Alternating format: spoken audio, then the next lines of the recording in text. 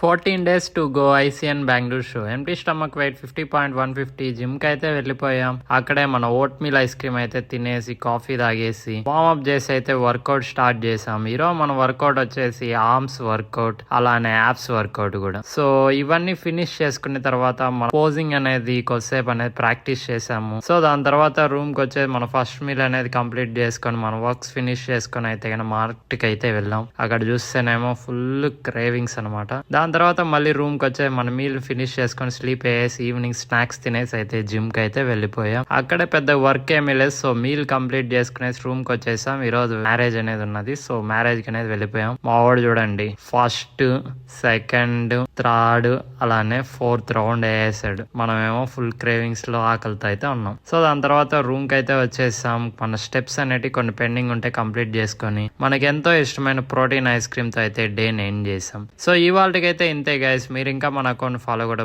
త్వరగా ఫాలో అయితే కొట్టేసి మనకు మంచి సపోర్ట్ అనేది ఇచ్చేయండి. Okay guys, bye.